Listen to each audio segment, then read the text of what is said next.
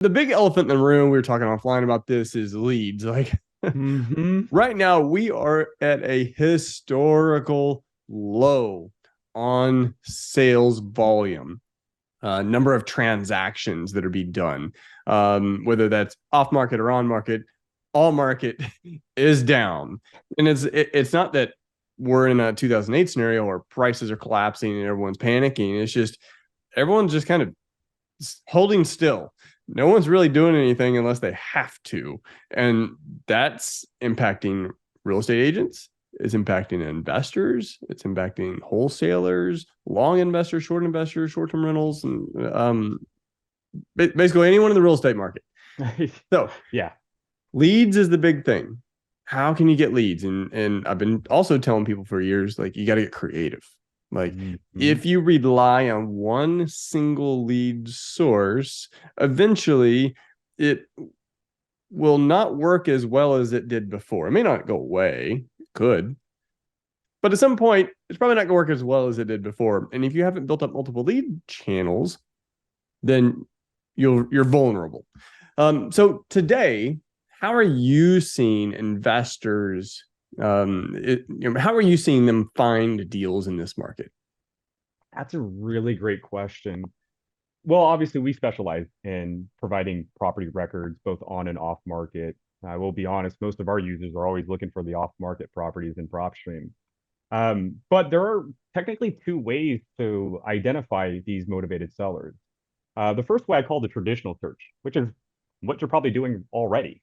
You're searching your markets that you invest in, and you select a list that's provided by a software company. For us, we have 19 categories that you can choose from, like a tired landlord, a deceased owner, pre-foreclosure, maybe. So this is the traditional search. And the reason I call it that is it mimics what an agent and investor were doing before technology. They would go to the county and physically grab a list, take it back to their office, and then work off that list. So you can do the same thing in PropStream. I can search Miami right now, click on the tax liens, make sure it has equity, make sure it's off market, maybe owned by an individual that lives out of state, and then I can market to that list. So it mimics what you were doing in the past, just much faster. But what separates us from the past or what you were doing back then is we don't provide data. I have to remind people that we're not a list provider, we're a data provider. And although we have 19 categories that you can choose from, we also have over 120 filters that you can apply when you're doing a search. And so over the last few years, it dawned upon me that there's really a new way to search for motivated sellers, and I call it building situation. You see, not everybody that wants to sell is going to be on a list. There are thousands, if not millions of homeowners right now that want to sell, but they're not on any of these lists that you're familiar with. For example, have you considered that homeowner who's been sharing a house for 10 years with one bathroom? That's a reason to want to sell. Why? Because their kids are growing up, right? They're going to probably need that second bathroom. Who wants a teenager hogging up a bathroom for a whole hour, right? So it's things like this that I'm starting to see agents and investors start understanding that, hey, you know what? No one just wakes up overnight and they're in pre foreclosure. Something happens first. Like, for example, interest rates are climbing. So you can go in PropStream right now, and instead of trying to look for a pre foreclosure, you can look for adjustable rate mortgages. Now, why is that? Well, because of rising interest rates, these are the homes that potentially going to have new mortgage payments, Yep. and you're either going to pay for it or you're going to need to sell or risk losing your property due to a default. And so this is at least something that I've caught on to where if you're not understanding how to create scenarios or situations and you're just fixated on just, always going after a list, I kid you not, you have competition that's way ahead of you. And so Yeah, and I it really comes like down to remind that. to you know the end result you want. You're looking for an asset, and you're looking for an asset that's off market, which typically means there's unique situations that are going to that's going to put them in a position to where they might want to sell it at a discount. That doesn't always mean financial. It just means unique situations. Um, Absolutely. and it's that story that gets them to the unique situation changes. The story is different for a lot of those folks now than it was in 2010. Right. Like 2010, most of it was financial, like or financial, either personally or financial. The home itself was underwater. Now the equity situation on all these homes is pretty good, and the job market is pretty strong. So it's not financial for most people, and even out of the 200 homes that we flipped, most of the deals that we bought during that time weren't financially motivated. I mean, the money's always important, but most of them weren't in dire financial distress. There were other motivating factors. So building that story on how did they get here, and you just built that story with an ARM. Yeah. Like, you can be in a pre-foreclosure situation. How'd you get there? Well, you had to miss some payments. There's delinquency. Now it's a little bit challenging to get that information, but what are some likelihood? What are some ways that people would be delinquent, or what are some warning signs that would make them delinquent? Could be past due taxes. Yes. Could be areas where home insurance doubled over the last year. Could be an ARM. Absolutely. You nailed it right on the head. It's almost like taking what you're already going after and kind of reverse engineering, the process of how they got there, like you said. No one, again, just wakes up and they're in bankruptcy. No one just wakes up and, they miss 6 payments. Things happen to get you there. Like, another great example is, with inflation, that means material cost is increasing. What does that mean to a homeowner that wants to remodel, right? What they were paying for 5 years ago is not the same price to remodel today. It might now be double the cost to get that roof on top of that new roof on.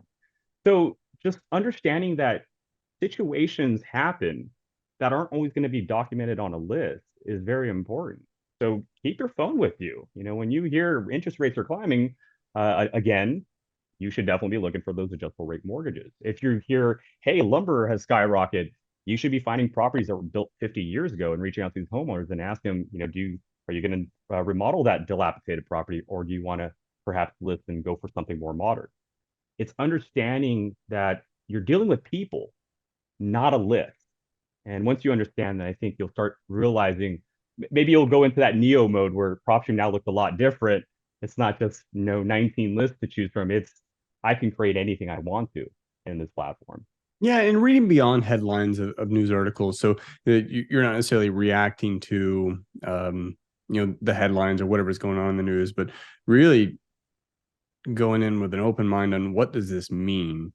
What does this mean in this macro or micro sense, but also what does it mean in the macro sense, and how does that apply to my business? But more importantly, how does it apply to my target audience? Which, if you're a real estate investor, at least in single family, how we're describing it here, it means homeowners. How does this apply to homeowners? Now, there very well could become a case where FHA comes out with a 40-year mortgage. Now, how does that apply? And that's exactly what I think. How does this affect the market? What does that? I mean, to me, just hypothetically speaking, or not hypothetically speaking, but the first thing that pops out of my head is, now homes become more affordable, even with 7% interest rates. I mean, we're at a 20-year high now with mortgage rates. Homes just became a lot more affordable. So what could that do? Might tick up transactions, might start another, resurge price growth. It may have an impact on rentals because people have been held up in rentals, and maybe they can now go buy. I don't know. I mean, it can be a lot of things, but things like, that's what you got to think about when you're reading these articles, and how dissecting how it applies to your business. Yep. You nailed it right in the head. As they say, cause and effect. And so there's always something that will happen. And so keep your eye on any news in the housing market or financially, because that's going to ripple into the housing industry. Yeah. And then I'm going to stand on the soapbox here real quick. Also, being consciously aware of not putting your predetermined thoughts and opinions into a data set. So I talk with folks that are absolutely sure a cliff is just right around the corner. Like, a financial cliff, real estate market cliff is right around the corner. Yep. But when challenged, because could that happen? Yeah, 100%. Sure. But when challenged, the data set is very vague, but also very wrapped up into opinions on political policy regarding taxes and monetary policy and leadership in Washington and helicopter money, all of which do have effects on the economy, but doesn't necessarily mean, that opinion is going to be true. So it's just being aware. And then also taking Ray Dalio's approach. When you have an opinion, you feel like you have the data, thinking, how can I be wrong about this? Like, challenge yourself. Like, this is what I know. This is what I believe. But what are ways that I could actually be wrong? And then just really red teaming it. I love that. If you haven't read Ray Dalio's book, Principles, highly recommend it.